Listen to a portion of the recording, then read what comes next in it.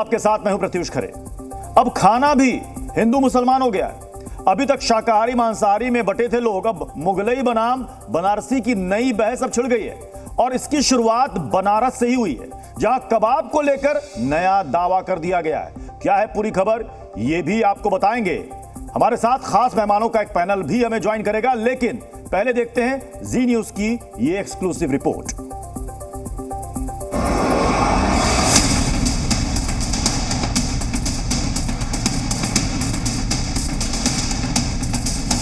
पहले rasgulla butter chicken पर जंग, अब कबाब पर छिड़ा दंगल।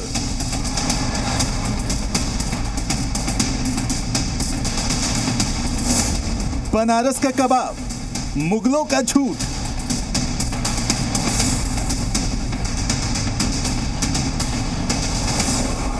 कबाब कौन लाया, किसने बनाया?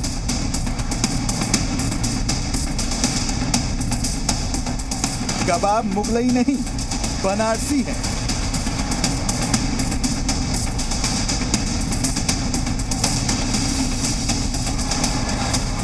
काशी या मुगल, किसका है कबाब?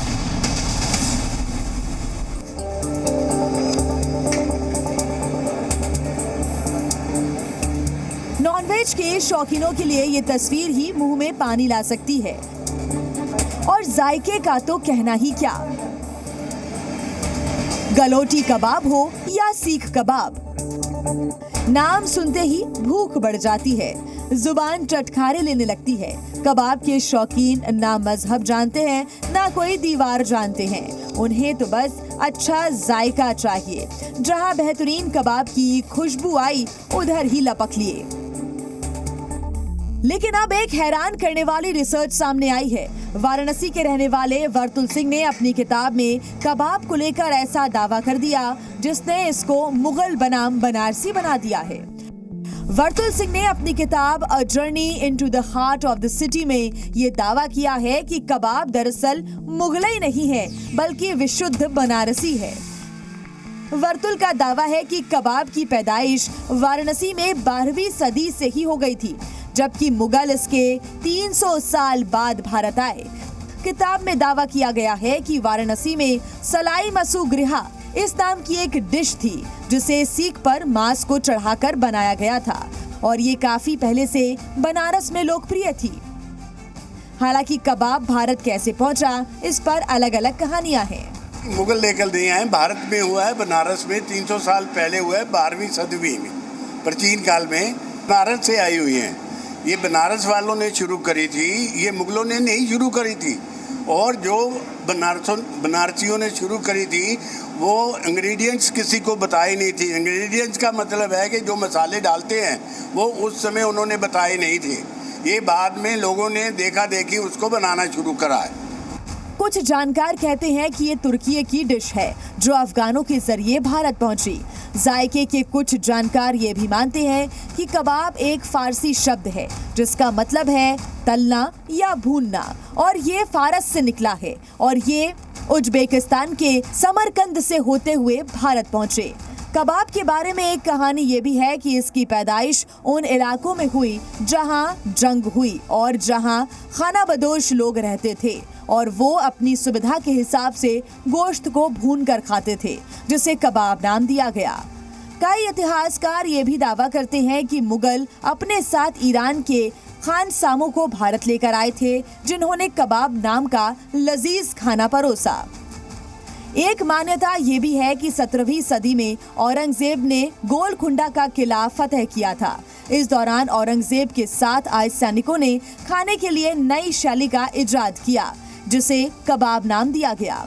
जितने कबाब हैं उतनी कहानियां हैं, लेकिन कबाब की नई रिसर्च ने मुगलई बनाम बनारसी की नई बहस छेड़ दी है। और अब आपको बताते हैं कि कबाब को लेकर आखिर बहस क्यों छिड़ी है। दरअसल वाराणसी के लेखक ने एक बड़ा दावा किया है, कबाब को बनारस की डिश बता दिया है। किताब में दावा कि मुगलई नहीं बनारसी है कबाब। किताब के दावे पर अब नई बहस छिड़ गई है। हमारे साथ कई सारे मेहमान हमारे साथ जुड़ रहे हैं। खास मेहमान मोहम्मद सलमान हैं, टुंडे कबाबी, इसके मालिक हैं। हमारे साथ हैं जाने माने इतिहासकार पुष्पेश पंसर, जो कि खान पान और जायके के शौकीन ही नहीं बल्कि बहुत अच्छी समझ भी रखते हैं। हमारे साथ हैं हाजिक खान, स्टूडियो में इस्लामिक स्कॉलर हैं। रवि भट्ट हैं, इतिहासकार हैं। आरती टिक्कू हैं, वरिष्ठ पत्रकार। और फिरोज भक्त हैं, वरिष्ठ पत्रकार। मैं हाजिक खान शुरुआत आपसे करना चाहूंगा, क्योंकि हम इतिहास पर बाद में जाएंगे, लेकिन उससे पहले इसको लेकर जो विवाद और ऐतराज है उस पर बात कर ली जाए। ये कबाब अब बनारसी हो गया है, मुगलों का दावा गया।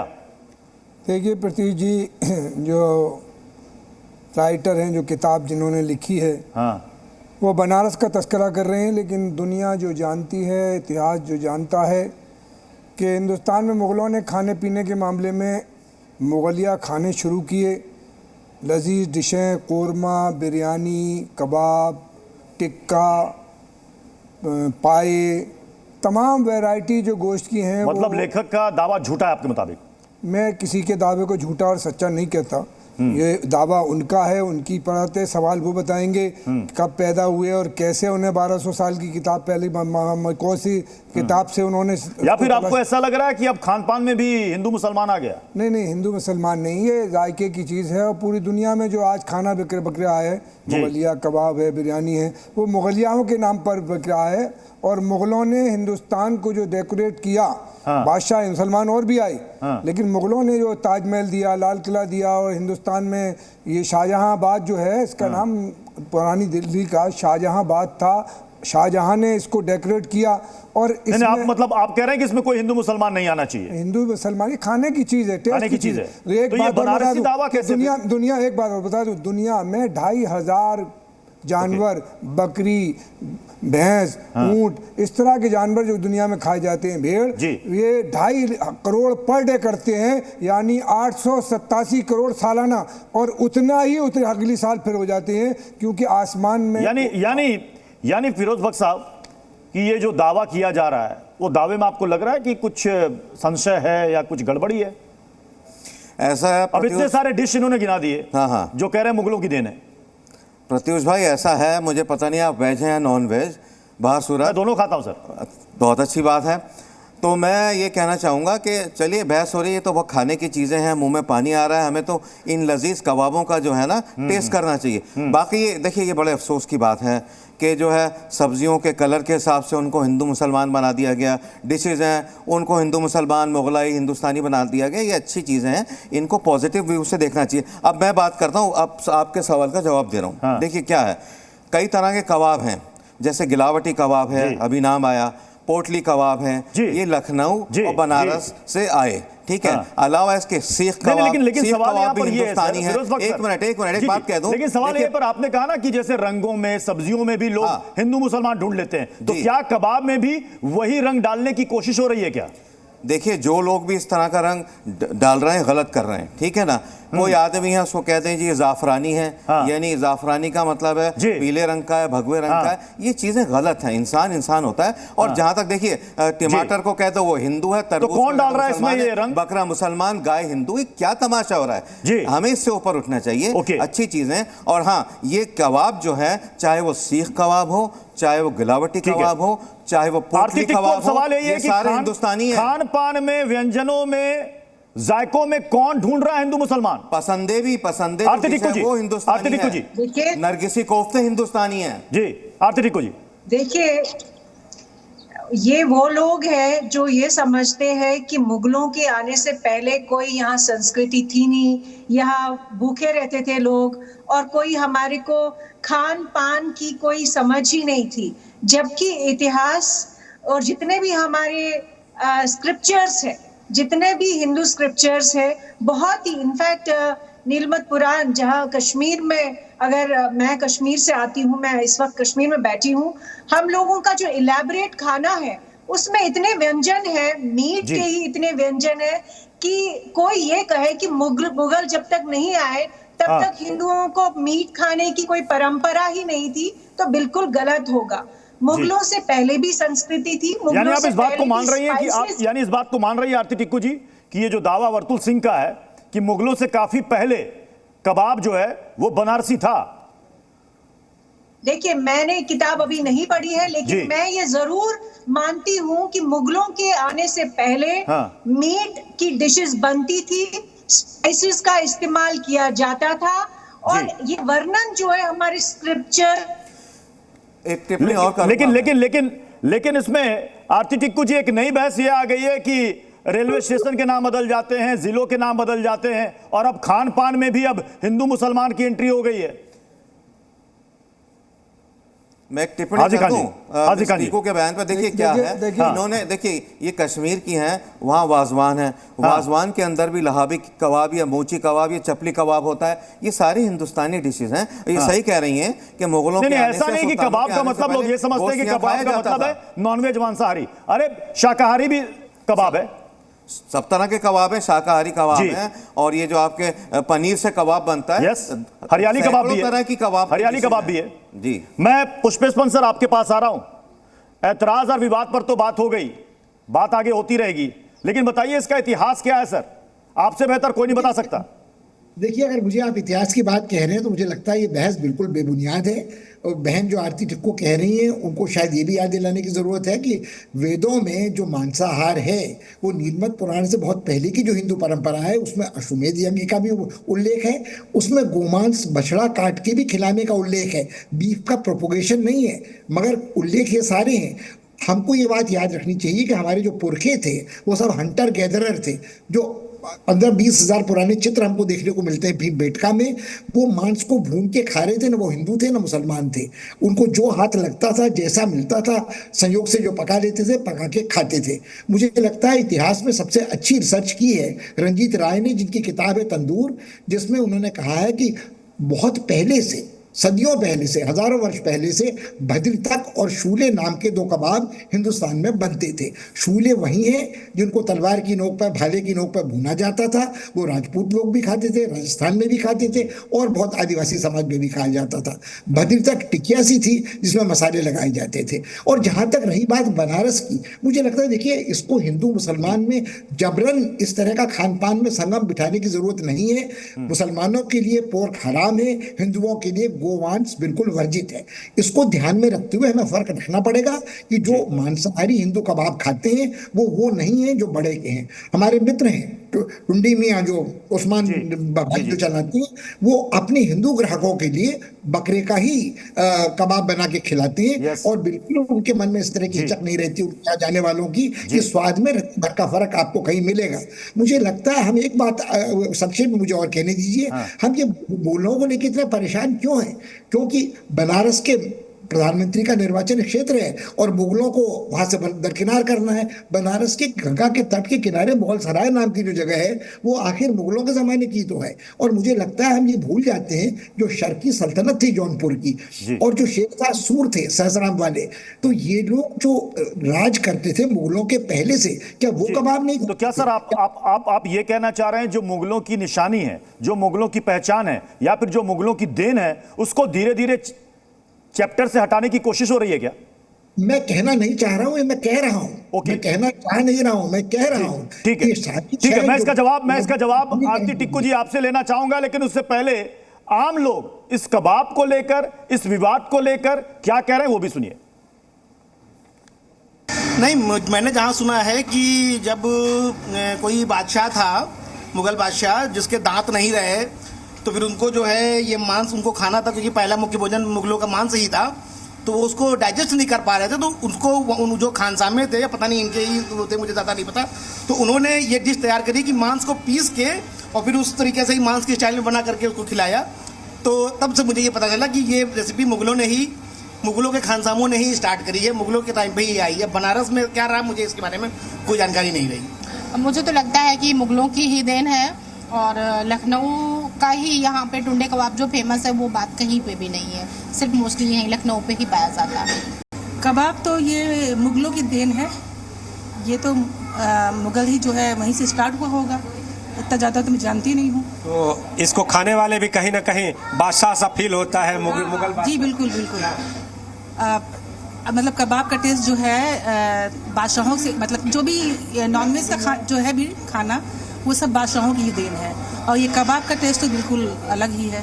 मैं मोहम्मद सलमान साहब और रवि भट्ट जी, मैं आपके पास आऊं उससे पहले आरती टिक्कू जी जवाब दीजिए। पुष्पेश पंत जी कह रहे हैं कि मैं कह नहीं रहा हूं बल्कि कह रहा हूं कि मुगलों की पहचान को मिटाने की कोशिश की जा रही है।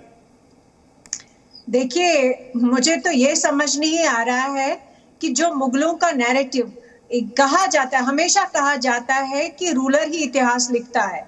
तो मुगलों का जो वक्त था और उन्होंने जो इतिहास लिखा, उन्होंने जो नैरेटिव चलाया, अभी भी लोग जो है उसी नैरेटिव को इतना सच मानते हैं कि उससे पहले क्या इस देश में क्या चल रहा था, उसके बाद क्या हुआ इस देश में, वो कोई नहीं जानना चाहता।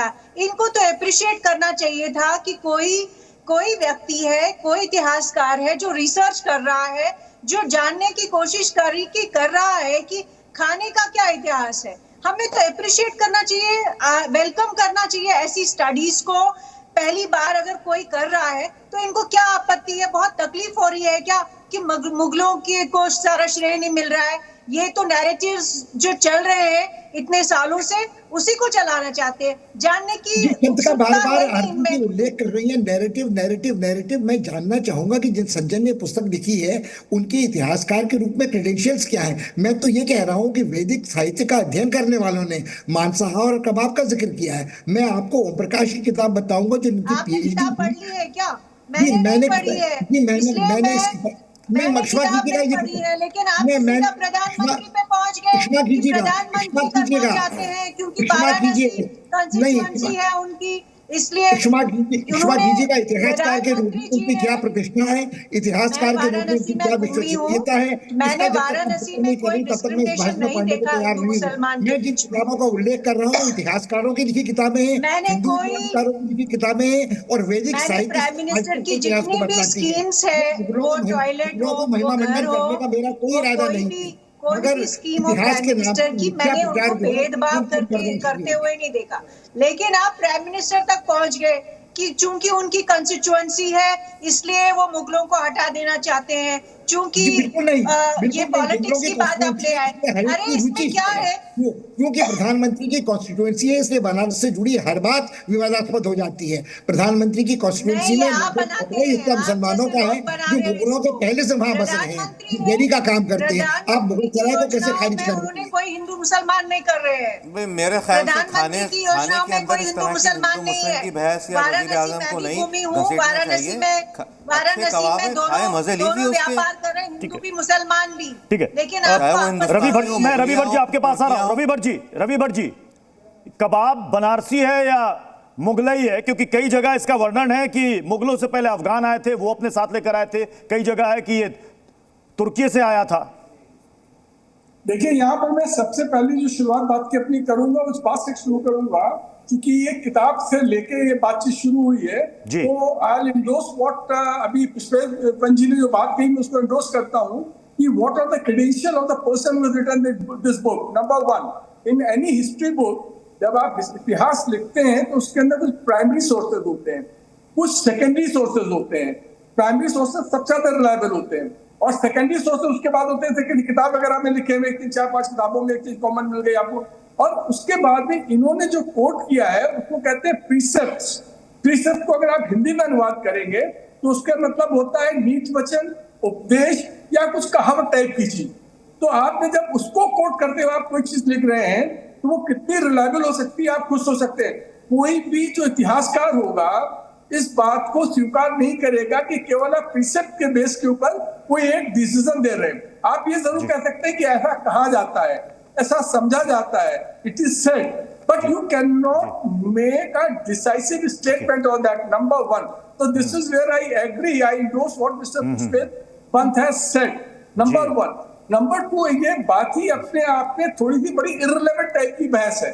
वो इसलिए है क्योंकि जहां तक कबाब का सवाल होता है, जैसे दुनिया के तमाम देशों के अंदर तमाम चीजें एक साथ अलग देशों में पैदा हुई। जैसे सिक्के का चलन है तो सिक्के का चलन ऐसा नहीं खाली चाइना में हुआ। मैं मोहम्मद सलमान जी आपके पास आ रहा हूं। ये बताइए कि कबाब आप पूरी दुनिया को खिलाते हैं, कभी आपने सोचा था कि कबाब को लेकर ये बहस छिड़ेगी? कबाब आया कहां से? अब तक ज्यादातर लोग ये जानते हैं कि ये मुगलों की देन है। मोहम्मद सलमान साहब पूरी करने दीजिए, बात तो पूरी करने दीजिए मेरे को अपनी। मैं आऊंगा सर, समय की कमी इसलिए। मैं मोहम्मद सलमान साहब, आवाज जा रही है?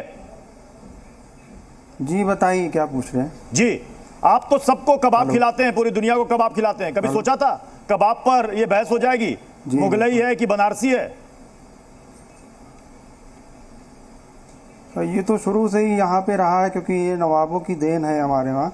जो आखिरी नवाब थे लखनऊ के, उनके दांत नहीं थे, काफ़ी बूढ़े हो चुके थे, ये सब जानते हैं। और उन्होंने कंपटीशन भी यहाँ पे रखा था रातों रात कि कौन सी ऐसी चीज़ है जो हमारे लिए, हम ऐसी चीज़ खाएं जो पेट भी जिससे ख़राब ना हो, और दांतों से, बिना दांतों वाले अगर दांत नहीं होते हैं तो वो इंसान जो हम मतलब आसानी से उसको चबा सके बिना दांत के भी। तो कंपटीशन में जब हम और भी काफी सारे खान सामा उस दिन आए थे। आपकी क्या राय है? एक साथ आपकी क्या राय है? हुए कबाब क्या है, मुगलई है या बनारसी है? कबाब तो सर लखनऊ की ये देन है, बिल्कुल नवाबों की देन है सर। ये नवाबों की देन है, ये देखिए। आरती टिक्कू जी, आरती टिक्कू जी, देखिए क्योंकि जो भी कबाब के बारे में सुनता है वो यही जानता है लखनऊ का टुंडे कबाब, वो कह रहे नवाबों की देन है, हम तो यही जानते हैं। देखिए, हम सारे जितने भी यहाँ बैठे हैं आपके पैनलिस्ट, मुझे मिला के हम सारे अज्ञानी हैं। हमें ये नहीं मालूम है कि मुगलों से पहले क्या लोग खा रहे थे, हमें ये नहीं मालूम है कि एंशिएंट इंडिया में क्या खा रहे थे, किस तरह के पकवान बन रहे थे। लेकिन हाँ, चूंकि ये नैरेटिव, मैं बार बार यही कहूंगी, मुगलों का नैरेटिव चलाने वाले बहुत है इस देश में और वही चला रहे हैं, लेकिन ये कभी समझने की कोई कोशिश नहीं कर रहा है कि 335 साल हुकूमत करी है इस मुल्क में, सबसे ज्यादा हुक्मरानी बड़ी मुगलों ने की है मैडम, इसलिए मुगलों ने ये खाने तैयार कराए, लोगों की दावत करते थे, मुशायरे करते थे, लोगों को बुलाते थे, खिलाते थे। समय की कमी, बिल्कुल संक्षेप में, बिल्कुल संक्षेप में फिरोज भट्ट जी। देखिए मैं नहीं, ये जो किताब आई है, जो दावा किया गया, कोई नैरेटिव सेट करने के लिए किया गया। सुनिए टिक्कू जी, हाजिर साहब एक बात सुन ले। देखिए ये खानों पे मैं बिल्कुल इसको मुनासिब नहीं समझता इसमें हिंदू मुस्लिम किया जाए। हिंदू का नाम लिया ना, मुसलमान का तस्करा किया, उनको एक्सेप्ट किया जाए, जो गलत है उनको डिफाई किया जाए, उनको जो दुनिया हटाया में जाए। खानों की चर्चा है आज भी, चाहे मुगलों ने दिए हो, चाहे किसी ने दिए हो, चाहे सनातनी धर्मियों ने दिए, चाहे वेजिटेबल लंबी चलेगी, लेकिन समय में इजाजत दे रहा है। फिलहाल कबाब को जायके के मोड़ पर ही छोड़ देते हैं। बहुत बहुत शुक्रिया आप सभी मेहमानों का हमारे साथ इस बहस में हिस्सा लेने के लिए।